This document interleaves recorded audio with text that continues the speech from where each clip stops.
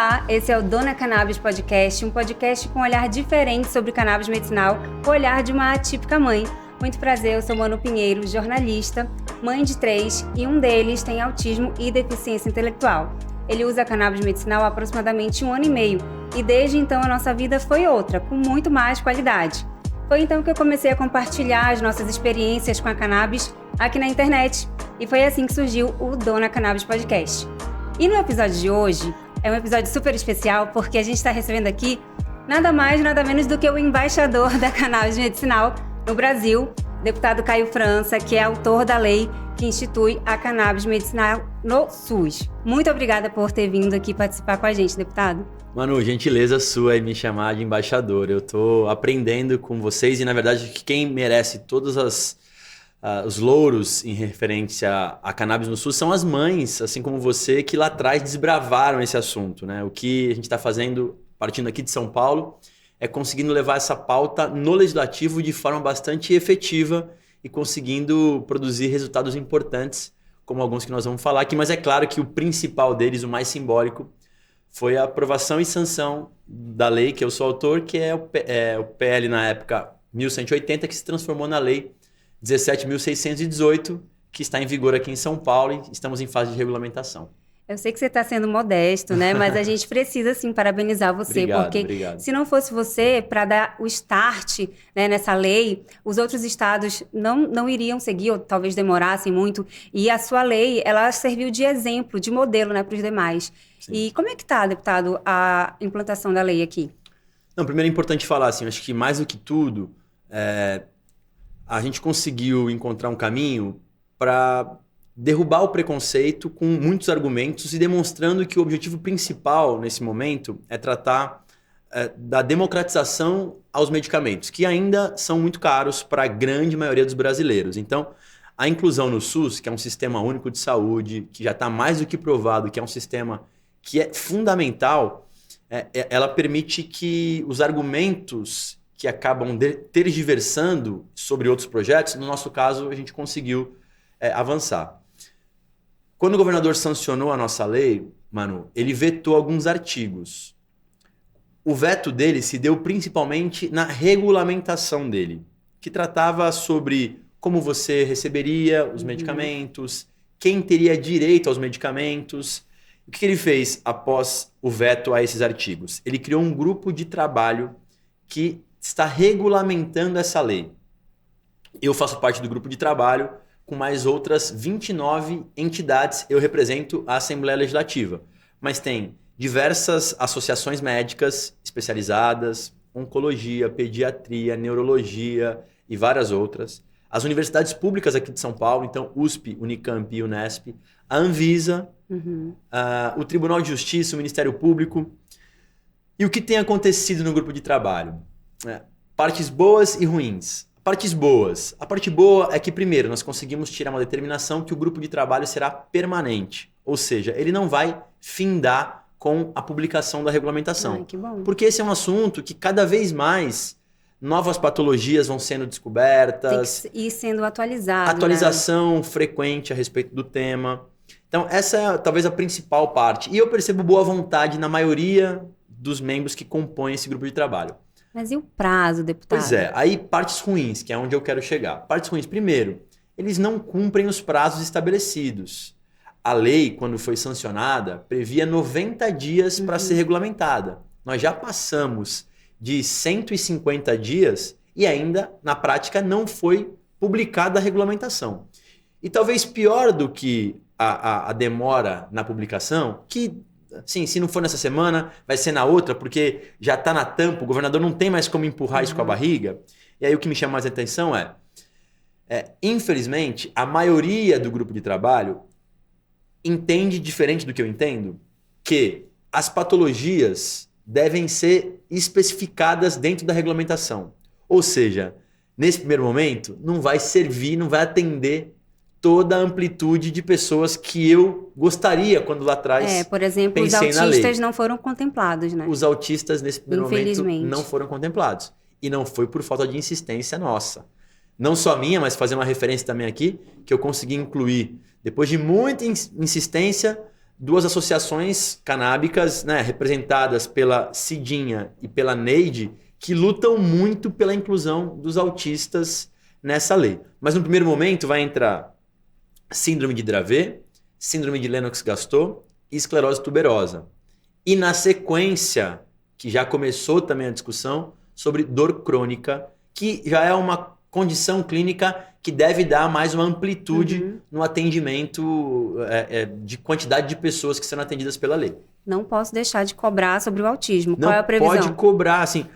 Primeiro que nós fizemos uma reunião com uma das pessoas que, para mim, é uma referência sobre essa pauta, que é o Dr. Vinícius Barbosa, médico responsável pela medicina da cannabis no núcleo do Sírio-Libanês, um hospital referência aqui de São Paulo. A gente esteve lá para poder convencer o grupo da importância desse assunto.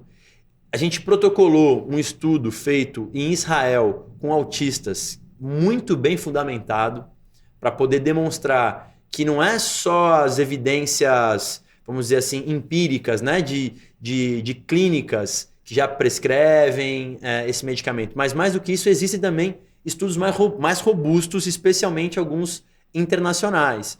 Então, não faltam argumentos, na minha opinião. Eu quero crer que, avançando com a dor crônica, a pauta principal vai ser o transtorno espectro autista. E a gente tentou, Manu, para deixar claro também, por exemplo, você sabe muito bem que tem autistas que são refratários aos medicamentos convencionais que, na maioria das vezes, os médicos utilizam. Até porque os medicamentos, sem especificar esse ou aquele, mas eles causam diversos problemas. Efeitos colaterais. O meu filho chegou a tomar a risperidona. Pois é. Não teve o efeito desejado e ele só engordou. Ele engordou 5 quilos, assim. Engorda, enfim, entre outras tantas preocupações que acabam causando nas famílias. Então, a gente está muito insistente que o governo do estado de São Paulo tem que ser o primeiro a incluir o autista nessas condições, ainda que seja, por exemplo, um autismo refratário, por exemplo. Hoje você tem casos de autistas que acabam, por muitas vezes, sendo agressivos em casa, às vezes se automutilando, e não tem outro medicamento para essas pessoas. Então, a cannabis é um instrumento, uma ferramenta muito importante para essas pessoas, e pode me cobrar porque eu vou ser um insistente para que isso possa acontecer na prática aqui em São Paulo. E, deputado, como é que surgiu a ideia de fazer essa lei? Assim, porque ela foi muito bem feita, né? Muito bem embasada. Como é que foi que surgiu? Então, para variar, foram vocês, as mães, né, que de alguma forma chegaram comigo. Nesse caso, foi especificamente a Neide, que até hoje... A Neide, você conheceu, verdade, a gente esteve junto aqui num simpósio de cannabis, né? Você deve ter percebido, assim, primeiro, assim, a grandeza daquela mulher. Nossa, eu falei com ela, gravei um vídeo, a gente chorou, foi lindo. Ela é incrível. Primeiro, que é uma mãe que, enfim, né, super, hiper dedicada aos seus filhos, buscou todas as alternativas antes de buscar cannabis. Então, não foi uma mãe que foi também, assim, sem ter muito conhecimento. Ela tentou outros medicamentos. O filho dela tem, salvo engano, ele é autista, mas ele tem uma síndrome rara, que é a síndrome de West, que acabou, ao longo do tempo, aumentando para outras síndromes e outros problemas que acabaram vindo a ter... porque ainda tem isso. O autismo, ele quase nunca vem sozinho, né? Ele sempre tem algo a mais. O Vitor, ele tinha vários problemas. Ele não transpirava, ele não conseguia frequentar uma escola, não conseguia praticar uma atividade física, nem nada. E o Vitor, além de tudo, é um filho por adoção da Neide, né? Nossa, a história dela é a coisa mais linda. Você sabe disso. Assim. Então, ela acabou vindo... ela vai ter que vir aqui no podcast para contar essa história. Merece. Ela fundou depois uma associação agora, que é Acolher e Transformar Vidas, que ajuda a orientar os pais. Mas foi a Neide quem, na prática, me trouxe esse assunto. Ela foi procurar você? Ela foi me procurar reclamando que o Estado estava exigindo dela uma atualização na receita do médico. Sendo que o filho dela tem aquela condição no laudo, para sempre. Né, na verdade. No laudo, exato. E que estavam exigindo uma atualização e que isso demorava muito. E ela estava conseguindo, mediante decisão judicial, a obrigatoriedade do Estado fornecer. E o Estado estava dificultando para ela. Eu nem sabia, na minha ignorância, em 2018, isso, que o Estado fazia o fornecimento, mesmo que de forma judicial. Mas fazia, já faz aqui em São Paulo. que eu fiz? Demora um pouco mais. Demora, mas acontece. acabou saindo no caso dela. Tem muitos que não conseguem, mas ela conseguiu. Aí eu fiz uma audiência pública e consegui trazer nessa audiência pública o responsável pela farmácia de alto custo do Estado. E ele, na argumentação dele, pela demora da entrega do medicamento, ele achou que estaria me agradando, dizendo que o Estado de São Paulo é super criterioso na hora da entrega do medicamento, muito embora soubesse que o medicamento fazia bem para o filho dela. Eu falei, mas você acha que isso é bom? O Estado que reconhece que o medicamento faz bem para o filho dela, você acha que está certo vocês demorarem tanto? Aí, mas não tem lei que ampare esse desejo dela. Eu falei, bom, tudo bem, se não tem lei, e se eu fizer uma lei aqui? Aí ele falou, não, mas se vocês conseguirem fazer uma lei aqui em São Paulo, aí tudo bem.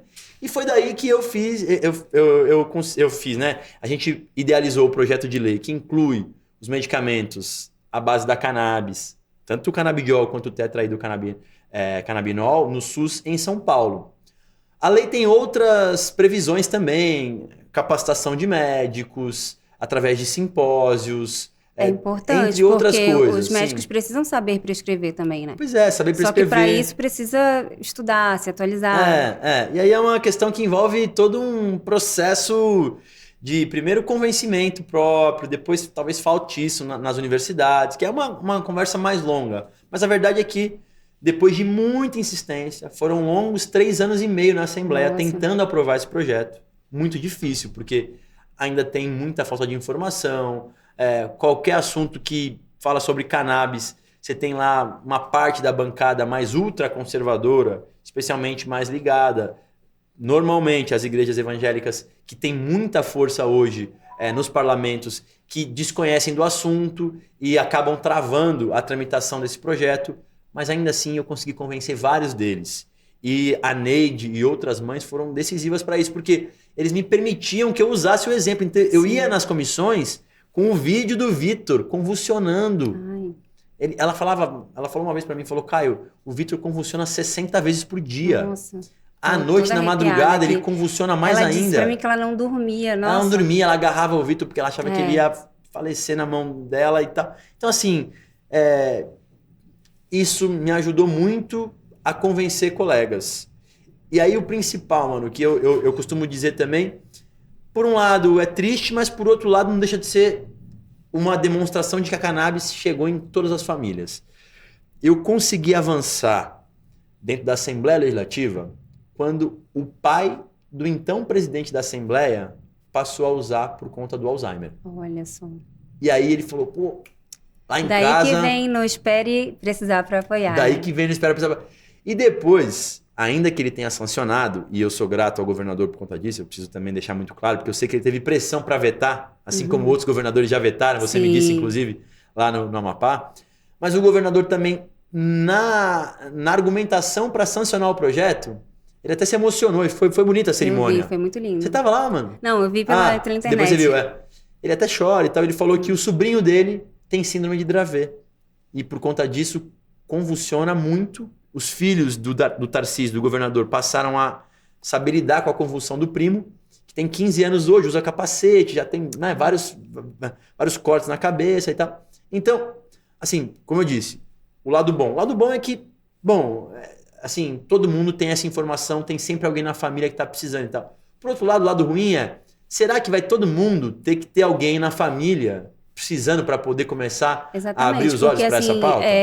Só quem passa, né, sente na pele como é que é a dor de você ver o seu filho em crise, ou de ver o seu filho trancado em casa, você não sair, ter medo de sair porque ele pode ter uma crise na rua, ou porque as pessoas vão olhar feio. Então, a gente sabe porque a gente vive isso. Agora, você não sabe, você não vive isso, e ainda assim você abriu as portas, né, para as famílias atípicas, recebeu a Neide, né, e tantas outras aí que vão ser contempladas com essa medicação. Então, claro que a gente tem que te agradecer muito, porque assim, é muito humano o que você fez. Você teve empatia, você se colocou no lugar da outra pessoa, assim, e são poucas pessoas, não vou nem falar políticos, mas pessoas que conseguem fazer isso na vida. Então, a gente tem que agradecer muito. O que eu acho assim, a gente tem que ter empatia na vida, no nosso dia a dia, porque, assim, se colocar no lugar do outro.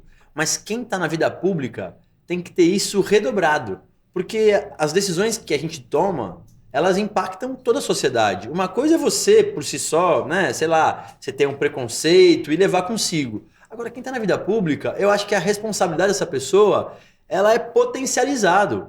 Porque, assim, eu não sou mais eu tomando uma decisão que vai influenciar só a minha vida. A decisão que eu tomar aqui pode impactar na vida de tanta gente. Verdade. Então, acho que a empatia é um adjetivo que tem que permear todo mundo que está na vida pública. Claro que na vida pessoal também, independente de ser político ou não, mas eu penso que na vida pública esse é um adjetivo que tem que estar sempre no nosso coração para tudo. E com certeza essa quebra de paradigma partindo aqui de São Paulo acabou ajudando, como você mesmo disse, outros estados a protocolarem projetos muito semelhantes ou idênticos ao nosso.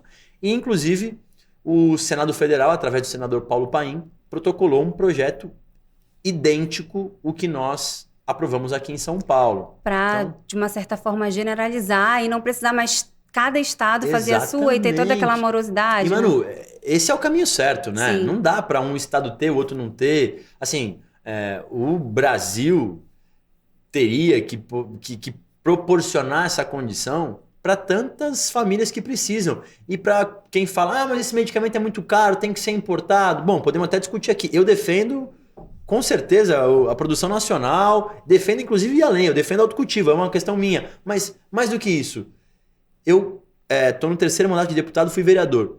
Eu posso citar aqui 10 patologias com medicamentos muito mais caros do que esses que são da cannabis. Então, assim, quem fala, mas é muito caro, mas tem outros muito mais caros do que esses que já estão lá. E aí você fala, quanto custa uma vida? Sim. Né? Não tem preço. Não tem preço. Então, assim, não acho justo que alguém que tem condição de pagar até, às vezes, R$2.000 por mês para ter um medicamento de qualidade para o seu filho, possa usá-lo e milhares de famílias não conseguem e vão ver seus filhos muitas vezes definhando, né? Com toda certeza. E lá no Amapá, que é o meu estado, né, de onde eu vim, eles chegaram, né, a fazer a lei, ela foi vetada pelo governador, infelizmente, mas a Assembleia está tentando colocar em pauta para votar a derrubada do veto. Mas isso já está há bastante tempo, é demorado, parece que as pessoas não querem, né, fazer acontecer e se empenhar. Não, primeiro assim, né, lamentar cá entre nós o veto do governador, que para mim me surpreendeu, porque eu, né, não tenho muita amizade, mas acompanho ele, até simpatizo com ele do ponto de vista pessoal, e talvez foi mal informado ou mal assessorado a respeito do tema. Mas cabe à Assembleia ainda derrubar esse veto. Não é fácil derrubar veto, viu, Manu? Sendo franco aqui com você, derrubada de vetos tem muito a ver com a mão forte do presidente ou da presidente da Assembleia Legislativa lá, do Pará, né? Do Amapá, perdão, do Amapá. E mais do que isso, muitas das vezes, assim, se o governador não tiver alinhado com essa derrubada de veto, é difícil de avançar. Então teríamos que, também seria importante convencer o governador de que ele cometeu um equívoco.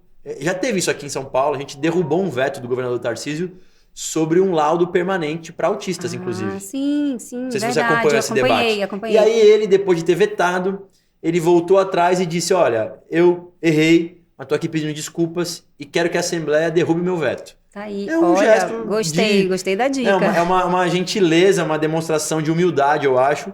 De repente, o governador do Amapá, ele conversar com as principais lideranças aí da Assembleia, lá do Amapá, famílias atípicas do Amapá, e contem comigo pela internet para a gente poder mobilizar também. Vamos lá, mano, você é super ativa nas redes. Vamos lá, derruba veto, eu não sei o número do PL, derruba o veto do PL e tal, vamos colocar isso criar uma frente, hashtag e bombar. Deputado, uma pergunta que eu queria fazer, uma curiosidade, na verdade. Você, embaixador da cannabis, né, do Brasil, usa cannabis? Em alguma forma? Não. Nem o nada. óleo, tratamento? Nem o óleo, nem o tratamento. Agora, eu tô numa fase meio metido atleta e eu gosto de fazer crossfit. Já me falaram, já me orientaram. Às vezes eu tenho dor e tal, mas eu não tomei ainda. Até porque, assim, foram só conversas mais de bastidores, não teve nenhuma prescrição real. Mas tem eu creme? nunca usei. Já passou o creme? Nada, nem o creme. Já me falaram da pomada, do creme. Para não dizer depois que nada... Depois eu vou... Quando eu fui... mostrar para você. Para outros, eu já tive em outros países. Eu fui recentemente para o Chile, já tive no Uruguai. Já fui para os Estados Unidos. E aí tem aquelas... como é? Bombom com cannabis, brownie, essas coisas. shampoo, não sei o quê. Mas é tudo coisa bem, assim... Sim, com 0,3% de THC. Pouquinho e tal. Então, não usei. Tenho alguns amigos que fazem o uso, mas eu particularmente nunca usei. E eu até falo assim, porque eu acabei... Sabe que esse tema é tão pouco... Não tem problema com insônia, ansiedade, enxaqueca. Não, dizer que eu não tenho problema... Eu querendo trazer ele para ser paciente. Eu dizer que eu não tenho problema, eu durmo pouco. Sinceramente, eu durmo pouco. Deveria dormir mais. Uhum. Mas nunca fui assim, nunca tive um médico que me orientasse que poderia ser um caminho. Mas... com certeza, zero problema e preconceito para poder utilizar. Só não fui ainda, assim, não teve um momento que falei, acho que... Olha, deputado, tenho vários médicos para lhe apresentar. Não, por favor, se tiver que usar, vai ser um prazer poder usar e até falar com mais propriedade a respeito do tema. A cannabis, ela ajuda muito no sono. Eu falo porque eu sou paciente, né? E no sono, assim, é sensacional, porque dá uma qualidade no sono. Ok, você dorme pouco, às vezes muitos compromissos, né? Mas a qualidade que você pode passar a ter no seu sono, assim, você vai acordar muito mais descansado, mais disposto. Né? O sono mais profundo, já me falaram. Não, tá errado isso aí, deputado, porque se você tem essa lei, você tem que, falar com propriedade. Tenho que ser usuário da lei, mas eu acabei não tendo... Paciente, perdão, da lei. O que eu ia te passar, assim, eu não usei, inclusive você falou até do uso adulto, né, que o pessoal fala muito também e tal, porque eu acabei, ao longo do tempo, como é tão pouco falado nos parlamentos sobre cannabis, a pessoa fala, cara, mas você já usa aí, adulto e tal. Mano, eu não fumo nem cigarro, nem esse vapor que o pessoal hoje em dia... Que bom, né? Que bom, porque faz mal pra saúde, galera, cigarro. Então, não, mas realmente, cigarro normal, desde cedo eu não gosto mesmo, é uma coisa que, sabe, não me faz bem, não gosto do cigarro, especialmente do cheiro e tal, não dá certo comigo. Então, acabei não usando, mas tô aí... aberto para de repente ser um novo paciente. Então você é um privilegiado, porque não tem problema com insônia, não tem problema com ansiedade. Gente, é um privilegiado na sociedade de hoje. Não. Eu acho que insônia e dor já daria para poder começar a ter um caminho aí. Exato. Então, vamos pensar em algum médico bom para poder me ajudar. E, deputado, quais são as patologias mesmo, só para a gente descrever bem, assim, para quem está assistindo a gente, que vão ser contempladas? Dravet, que inclusive acabou sendo a síndrome que o Tarcísio falou que o sobrinho dele tem aqui em São Paulo, né? Então, de alguma forma acabou aí contemplando Dravet, Lennox-Gastaut e esclerose tuberosa. São 3 patologias que, sinceramente, Manu, são bem restritivas, assim. Elas são bastante raras na sociedade. Se não me engano, é 1 a cada 100 mil. Ainda assim, alguém vai se beneficiar desse primeiro momento. Sim. Agora... eu penso que o segundo momento da regulamentação, que nós já começamos, inclusive, ele vai, como eu disse, atender bastante gente que é dor crônica. Dor crônica, você bem mesmo sabe, assim, tem inúmeras motivações. Você pode ter, eventualmente, um câncer e com isso te remete à dor. Você pode ter algum trauma, enxaqueca. Você pode ter uma série de motivações que acabam te levando, né? Na tentativa, não seria o primeiro medicamento, mas depois dos medicamentos convencionais não fizeram efeito, depois de, se eu não me engano, tem um prazo que os médicos conseguem detectar quando é dor crônica. Né? Não é qualquer dor que uma vez ou outra surge, né? É uma dor que ela é perene e que depois de um certo tempo os médicos diagnosticam como dor crônica. Então, acho que a dor crônica vai ser uma regulamentação muito esperada e que vai conseguir atender bastante gente. É aquela coisa, né? A gente tem que tentar olhar o copo meio cheio e não meio vazio, porque o primeiro passo já foi dado. Tá encaminhando para que lá na frente a gente consiga, né, atingir mais pacientes, mais pessoas e assim... vai acontecer, né? Manu, tem um prazo assim? Só então, isso. Assim, a última reunião foi na semana passada, onde ele apresentou a regulamentação pronta para o grupo de trabalho poder olhar e falar, ok. E ainda que a gente tenha divergências, porque como eu disse, eu defendo a liberdade do médico. Eu acho que não tinha que ter nenhuma patologia especificada na regulamentação. Sim, eu também acho. O médico prescreveu, a responsabilidade é do médico. Ele que se responsabilize perante aquele paciente. É a minha opinião. Mas enfim, não é isso que foi aprovado nesse primeiro momento. Mas nós demos ok para poder avançar. O compromisso dele era que em no máximo 15 dias publicava a regulamentação. Isso se deu na semana passada. Essa semana, na sexta-feira, vai 7 dias, no máximo na sexta-feira que vem, a publicação da primeira fase dessa regulamentação com essas 3 patologias que eu te citei. E aí, para esclarecer também, como é que eu vou fazer para poder receber esse medicamento? Que é outro assunto importante. Não vai estar em qualquer unidade básica de saúde medicamentos à base da cannabis. É um medicamento de alto custo. Aqui no estado de São Paulo, não sei como é que funciona lá no Amapá, mas aqui no estado de São Paulo, as farmácias de alto custo, elas têm sedes em cada região administrativa do estado. Então, por exemplo, eu sou do litoral, eu sou da Baixada Santista. Na Baixada Santista, a farmácia de alto custo fica em Santos. Na Grande São Paulo, por exemplo, na região do ABC, tem uma outra farmácia de alto custo. Na região do Alto Tietê, tem outra farmácia. Tem, sei lá, 20 farmácias de alto custo espalhadas pelo estado, onde as pessoas pegam medicamentos, obviamente, de alto custo. São prescritos por médicos da rede pública de saúde. Portanto, não dá para um médico particular prescrever e receber pelo SUS. Tem que ser um médico da rede direta ainda ou tem indireta. A questão das filas de consulta, né? Filas para consultas, especialmente para especialistas, porque quem vai prescrever um medicamento como esse, normalmente é um neuropediatra, quem mais? É um oncologista, enfim, são pessoas que Eu não sei como têm... é que é aqui, né? Mas assim, lá no Amapá, especificamente, no norte, mas mais no Amapá é muito difícil conseguir consulta com um especialista. Com neuropediatra, assim, particular, consulta tipo 500, 600 reais, é muito difícil. Vários médicos, às vezes, vão para lá atender, porque a demanda é muito grande, para conseguir o diagnóstico, sabe, da criança. E também a questão de terapias, de horas de terapia, é muito difícil. Foi por isso que eu morava no Amapá, e aí a gente mudou, a gente foi para Belém, a gente mora lá hoje, porque a gente conheceu uma estrutura lá, uma clínica muito boa, e a gente conseguiu continuar o tratamento do meu filho lá, e assim, ele disparou, porque assim, com a cannabis e a terapia, assim, é o combo perfeito, assim, é o sonho, né, de qualquer família, assim, ter esse combo, porque eu não posso dizer assim, demais. Aqui em São Paulo, claro que com todas as dificuldades que a saúde pública ainda nos impõe, mas São Paulo tem uma rede organizada do ponto de vista de filas, cirurgias, exames, consultas, especialistas. Dizer que é uma coisa rápida, não é. Mas é um estado que tem isso mais organizado, até porque as principais faculdades estão aqui, a rede de São Paulo é uma rede robusta, é um estado pujante, todas as cidades de mais de 200 mil habitantes possuem ambulatório médico de especialidades custeado pelo estado, que funcionam bem. Todas as regiões administrativas têm um hospital referencial estadual com especialidades. Então, claro que nós temos um problema que aí é geral do Brasil em relação a médicos especialistas na rede pública. Mas ainda assim, aqui em São Paulo acontece. E as famílias, Manu, que já utilizam medicamentos de alto custo, estão acostumadas um pouco com essa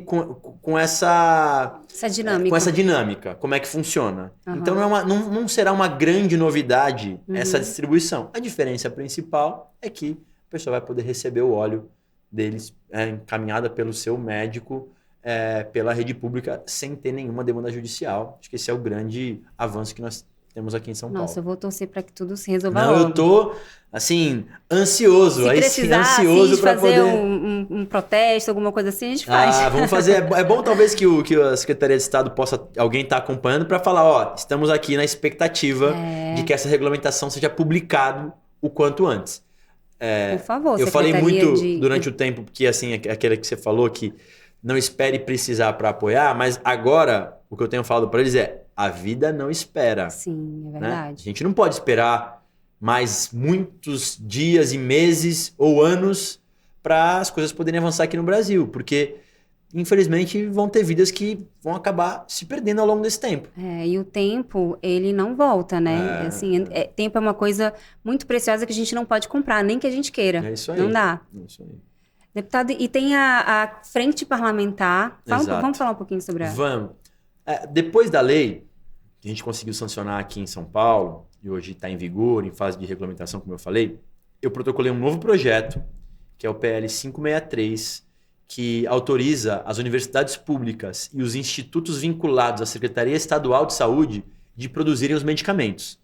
Então, Butantan, FURP, Unesp, Unicamp, USP, pelo projeto, podem plantar e produzir os medicamentos de qualidade e super baratos.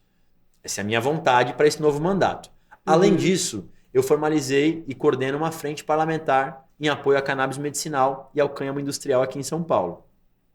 E além de poder levar bons debatedores, informações de qualidade para aqueles que desconhecem do assunto, trocar informações, a gente também lançou algo que é bem inovador e muito legal, que eu confidenciei aqui nos bastidores para você. A gente lançou um edital de emendas parlamentares para financiamento de projetos sem fins lucrativos. Todos os anos, eu coordeno a frente parlamentar, meu vice-coordenador aceitou o meu convite, que é o Eduardo Suplicy, e a gente está disponibilizando emendas parlamentares para financiar projetos. Nesse ano, R$500 mil.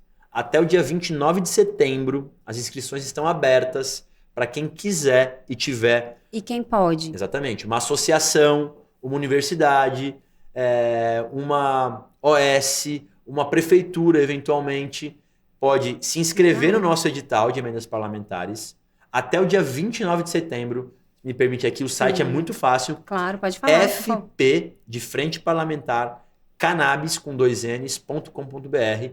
A gente montou um edital o mais simples possível para que as pessoas consigam rapidamente colocar o CNPJ da sua associação, justificar os motivos pelos quais ele está pedindo aquele recurso, o valor do recurso, a quantidade de famílias impactadas nisso tudo, e a gente vai financiar pelo menos aí 3 projetos por ano. E aí, por exemplo, uma associação ou uma faculdade pode fazer esse projeto para fazer essa produção local do medicamento? Essa é uma possibilidade. Eu tenho, por exemplo, uma associação canábica, né? Eu conheço algumas aqui em São Paulo. A Cultive, a Maria Flor, a Flor da Vida, a Cura e outras mais. Mas pode ser isso, por exemplo.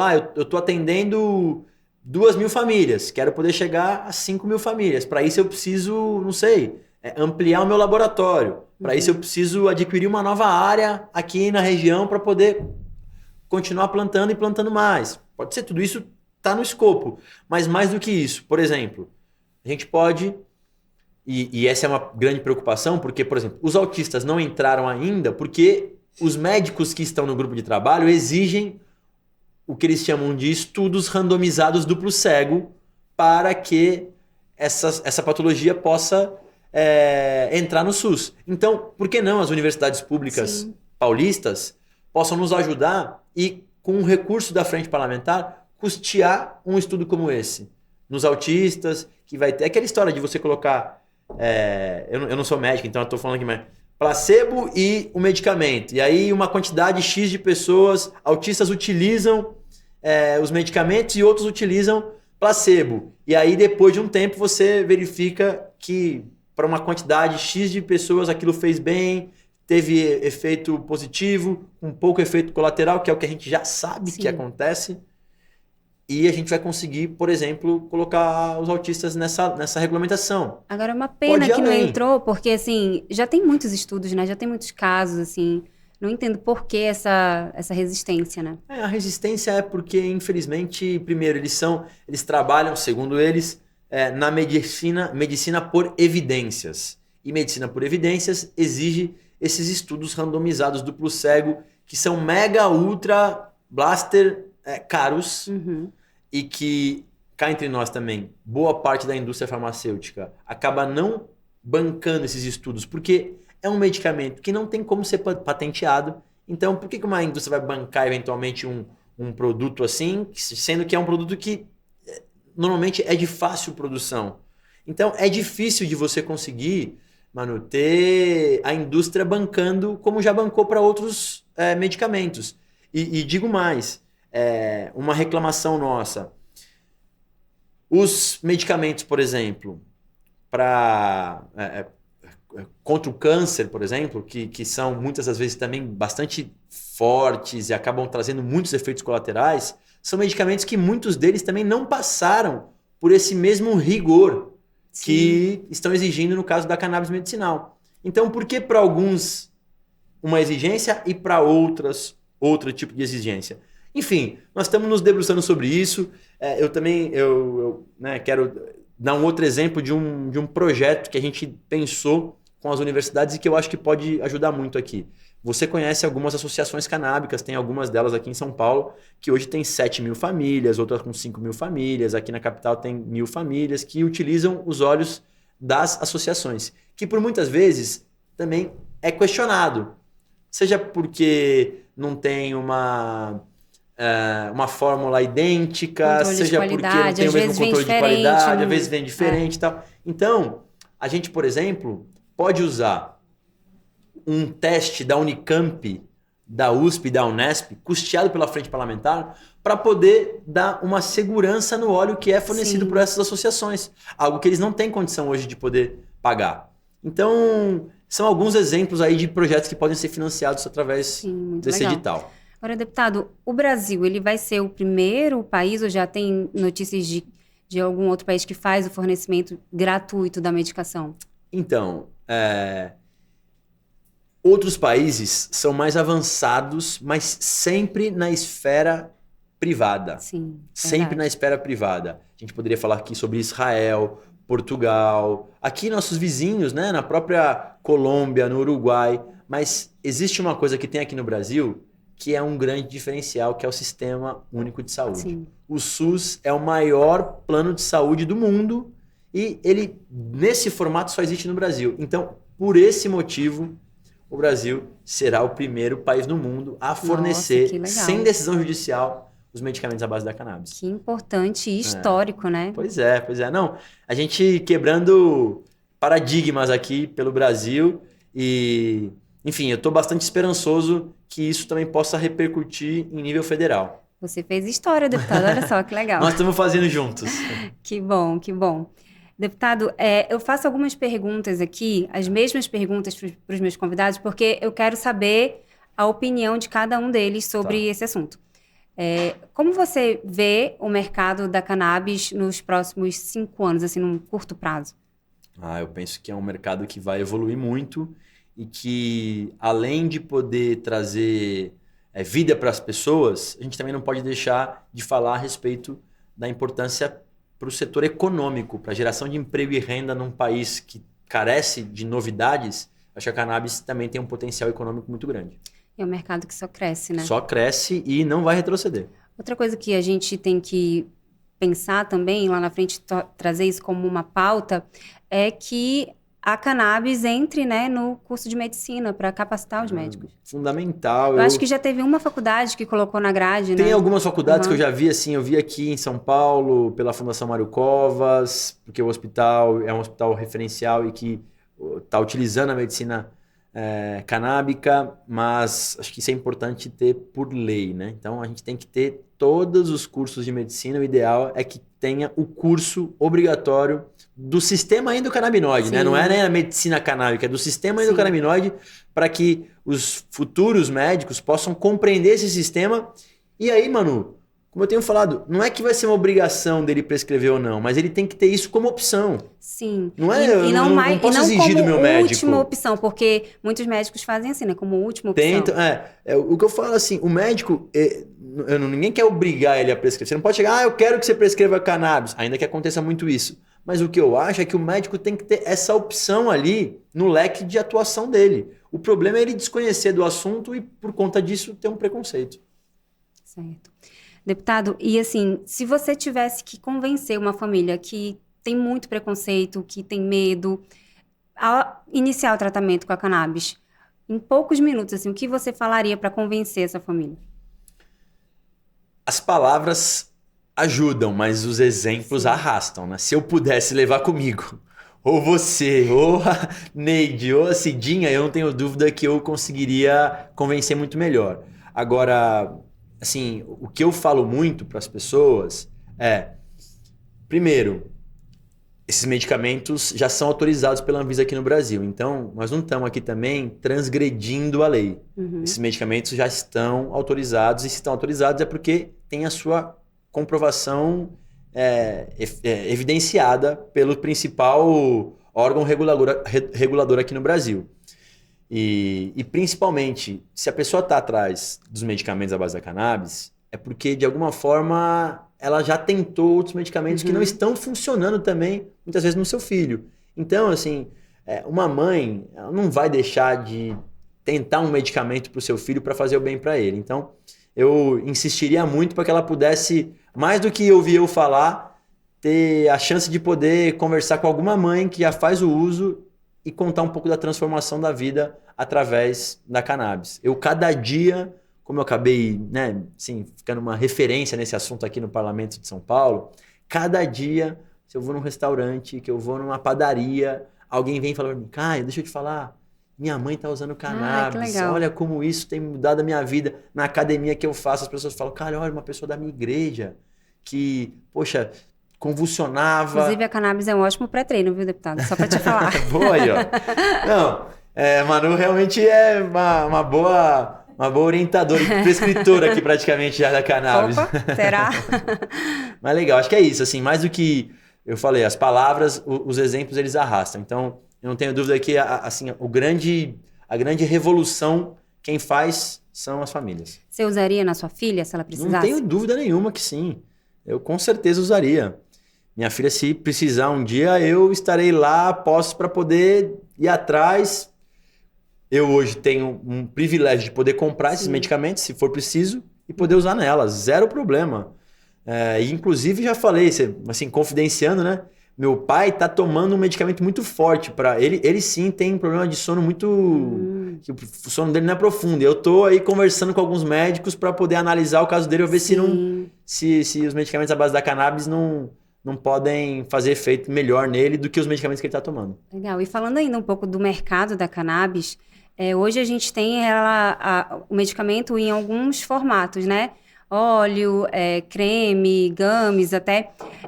Só que, assim, um mercado que também pode ser explorado futuramente é mercado de cosméticos, né? Produtos. Nossa, eu tô esperando ansiosamente por esse momento que a gente vai conseguir comprar skincare de cannabis nas prateleiras, porque, assim, é muito bom. Eu já usei e é maravilhoso. Eu nunca usei. Para não dizer que nunca usei, acho que eu trouxe uma vez um shampoo. Acho que é isso. Eu trouxe um shampoo.